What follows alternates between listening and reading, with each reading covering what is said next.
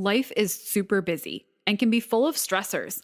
And sometimes it's really easy to forget that we have a little bit of power to reduce that stress. We can do that by moving our bodies more. And it doesn't have to be by running a 5K or doing a marathon or doing a really intense HIIT workout class. We can simply put some music on and dance it out. Or maybe go for a walk. It just feels good to move your body.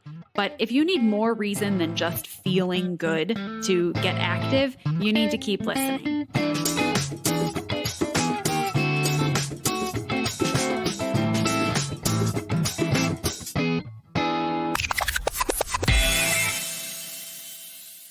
Hey there, and welcome to Be Well with Steph, the podcast. This is the show for you if you believe that personal wellness can be an actively pursued goal, and you're ready to tackle building healthier daily habits with a little bit of good humor, a little bit of grace, and a little bit of coffee. I'm Steph. I'm your wellness and nutrition coach and your host, and I want to make it really clear. You're not expected to be or live perfectly here. Lord knows I don't. After battling diet culture and then learning to navigate the world of wellness culture myself, I know a few things are true. 1, it doesn't have to be complicated to be effective. 2, you are capable of creating a lifestyle you love. And 3, you have everything you need to start doing that today inside your own beautiful self. On this show, we'll talk about nourishing yourself, moving your body, getting a good night's sleep, caring for your mental health, being in community, and maintaining day-to-day practices that make you feel good. I'm here to help empower you to create and maintain a lifestyle of wellness that gives you the strength, energy, and confidence to go after your wildest dreams.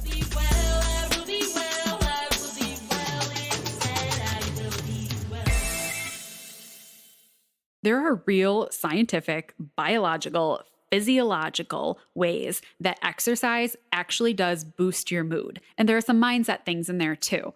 But the first way is that exercising releases endorphins. When you exercise, your body goes through some changes. And one of those changes is the release of endorphins. As you start moving and working out, your brain starts to sense that your body is doing something that's exciting or maybe a little bit challenging. And in response, it releases hormones into your bloodstream. Now, that happens for a few reasons. One is that it reduces pain. When you exercise, especially if it is a more intense workout, your muscles and your joints might experience some level of discomfort, or they might have a strain to them. And in response to that physical stress that your body is under, your brain releases endorphins, which act as like natural painkillers. Endorphins bind to specific receptors in your brain and on your spinal cord that reduce your perception of pain, making you feel more comfortable while you work out. Now imagine if you are stressed out. If you are stressed from life circumstances, not physical stress of exercise, but you're stressed from like life. If you exercise and work out, your brain is still going to release those endorphins, which start to combat that other kind of stress too. Physical activity, especially when it gets your heart rate up, it sounds weird, but can actually trigger a little bit of a stress response in your body, a little bit of a fight or flight response. You know, that ancient survival mechanism that prepares your body to face a challenge or to escape a threat. Well, when you work out, it puts your body a little bit into that physical state. And as a part of that response, your brain releases endorphins that help you deal with the stress and anxiety that might come with exercise. And that allows you to keep going and to push through the workout. Now, once the endorphins are released, they travel to your brain and they bind to those receptors, like we said. And that binding process sends a signal to your brain that we're better. We're feeling okay. We might be feeling happier. We're no longer in danger. And that's why after a good workout, a lot of people experience a sense of joy or that runner's high, or they just feel a little more content or a little bit less stressed. It's not just because you got yourself tired or because you distracted yourself. It is literally because your body is releasing hormones that are combating the stress that you're feeling. And the best part is that they don't just boost your mood during that time of exercise, but their effects can last for long after the workout is done. And that's why so many people feel happier or more relaxed just in general throughout their week when they have been physically active on a routine basis. Or if somebody works out, exercises, goes for a walk first thing in the morning, they might still be feeling more sense of calm or control come afternoon or evening because those endorphins have still done their job. So the more you exercise, the more endorphins your brain releases, the better you're going to feel overall.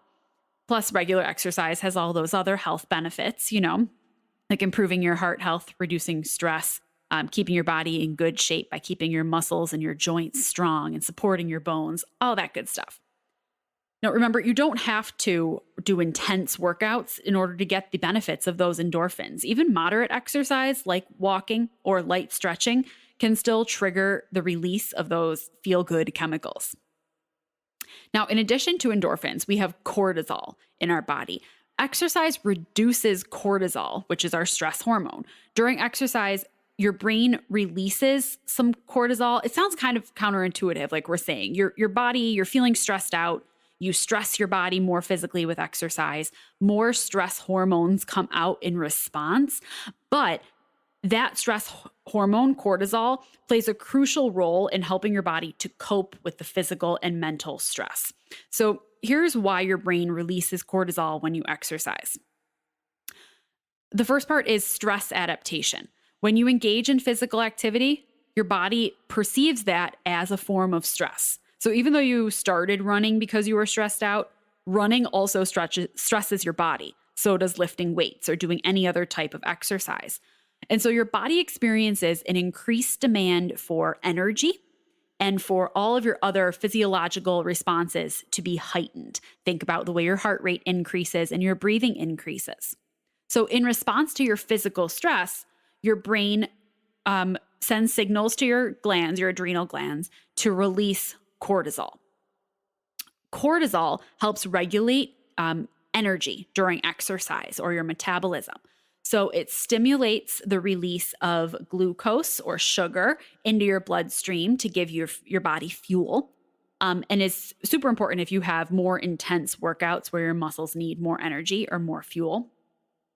But cortisol also has anti-inflammatory properties. So while inflammation is a natural part of the body's healing process, think you sprain your ankle, it naturally inflames. That's okay. That's part of its healing process. Excessive inflammation can lead to discomfort, hinder recovery, or cause other diseases. Cortisol helps to reduce inflammation.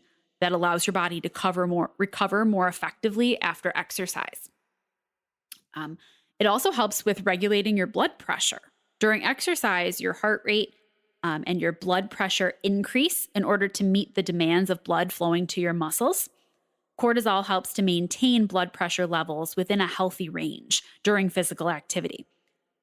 And then the last one there is endorphin control. Like we said earlier, exercise triggers the release of endorphins, which can make you feel good and reduce pain. Cortisol helps to regulate the effects of the endorphins so you don't get extreme highs or extreme lows in your mood during and after exercise. Kind of keeps things stable. So we call cortisone the stress hormone, not because it stresses you out, but because it understands how to deal with stress in the body. And while cortisol has super beneficial effects during exercise, we don't want our cortisol levels to be chronically elevated because that's like saying we're living in ongoing stress, chronic stress, which we don't want our body systems to be chronically stressed all the time. And we don't want cortisol to be doing things in our bodies it doesn't need to be doing. We want it to be combating stress appropriately, whether that is stress from our lives or stress from physical activity. So if we have like prolonged periods of stress or constantly elevated cortisol levels, those things can be associated with like weight gain. Sometimes people say like, I'm eating well, I'm exercising, I don't understand why I'm gaining weight. Sometimes it can be because of that prolonged release of the stress hormone. It could be because it could affect our immune system if your body's continually under a stress-like response and other health conditions. But when we exercise, we utilize that cortisol. So if we are living in a stress response, but we're not exercising, we're not releasing the endorphins, we're not allowing cortisol to do its job in our body in order to keep things regulated.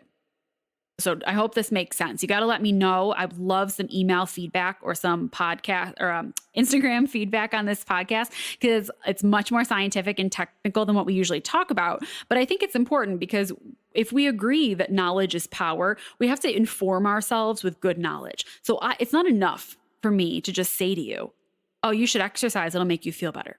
That shouldn't be enough for you. I hope you're not taking advice from people just because it sounds quick and is delivered well. We want to make sure that we understand what's happening in our bodies and that we're treating our bodies appropriately. And that's why, too, that sometimes we discourage people from doing a lot of really high impact exercise. You have to be really cautious about the amount of HIIT workouts you do or super long distance running, things like that, because of the stress response it can cause in your body and your hormone levels that can become unregulated.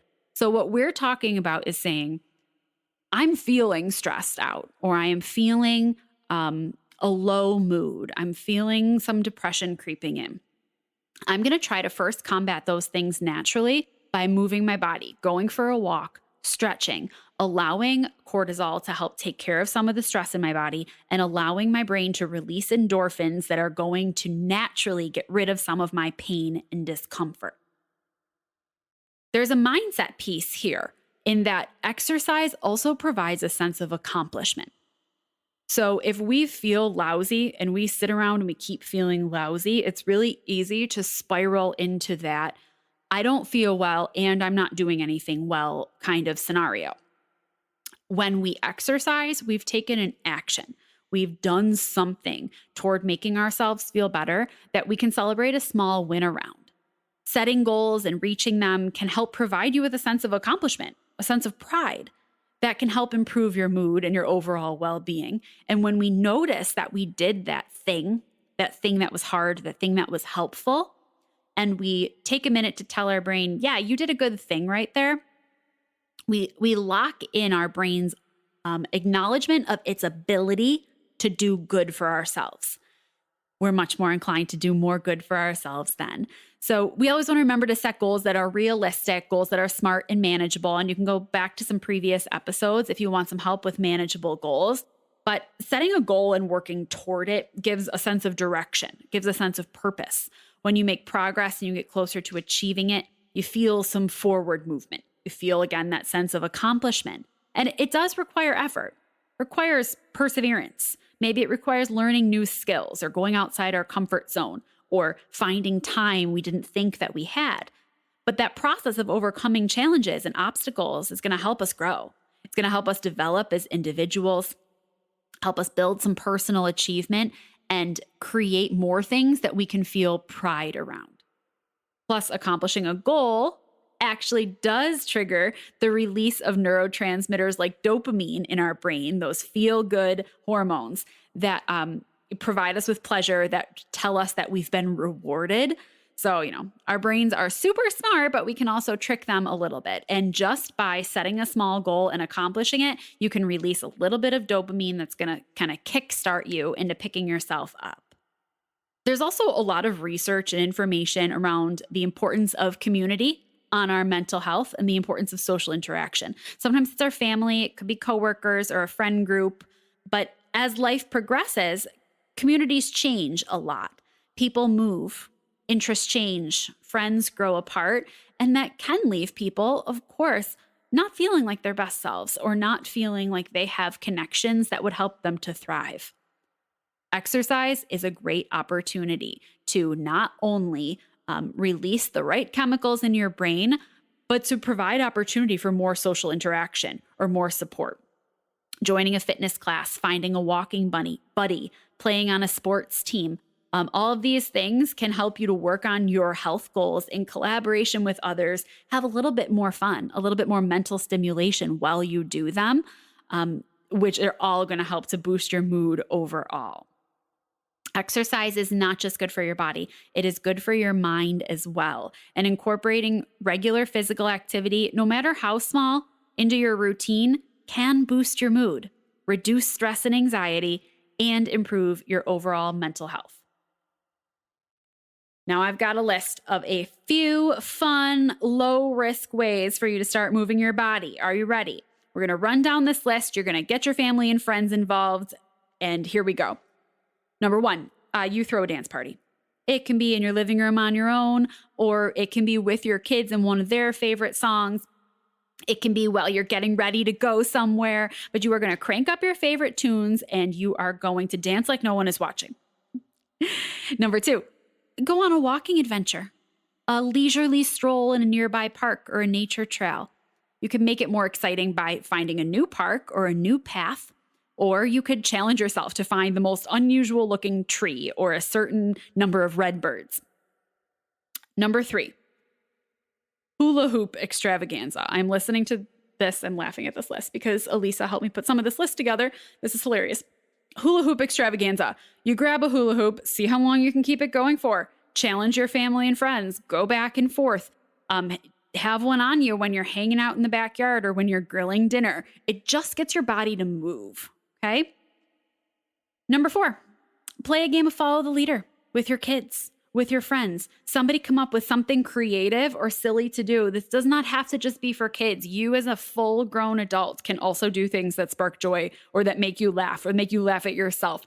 Have somebody take turns and have somebody make a path across the yard and everybody else follow. And then somebody else go, and maybe you're jumping, spinning, leaping, climbing, crawling, crab walking. Use your body in different ways. There are other ideas that we're going to include in the blog post for this episode. We've got 8 ideas total. So really encourage you to go and check out the blog and extended show notes that goes with this episode. It is bewellwithsteph.com. And then you'll go to blog or bewellwithsteph.com/blog, and you will see it right on the top there, how getting active can improve your mental health. And we have lots more ideas for you right there. If you have the desire on your heart to be more active, if you've had a big goal of getting more movement, getting more exercise for a while, but you aren't sure really how to break that down or put it into practice so that it fits with your regular day-to-day life, so you can actually see yourself making progress and celebrate those wins, I think you should give me a call or you should send me a message, because working on other healthy habits other than nutrition is something that I do with women all the time. So we can figure out what it is that you are really looking for when you think about exercise. Are you thinking about strength building? Are you thinking about mental health? Are you thinking about weight management? What are you looking for when it comes to exercise? What does your day-to-day life look like? How can we break down goals that are smart and that are going to get you making progress, boosting your mood, and feeling good really soon? You can find that information by heading over to bewellwithsteph.com/work-with-me, or you can always send me a DM on Instagram, and I am totally happy to chat about your options for one-on-one group and online coaching.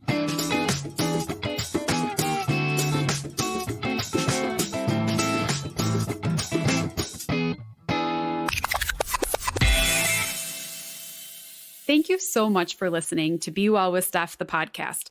When there are a million things that you could be doing, I appreciate your choosing to hang out here, and I am proud of you for continuing to work on your own wellness journey.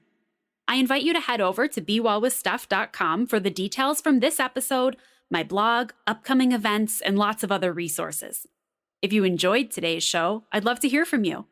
I'm Be Well with Steph everywhere you like to hang out on social media, so come on over and say hi.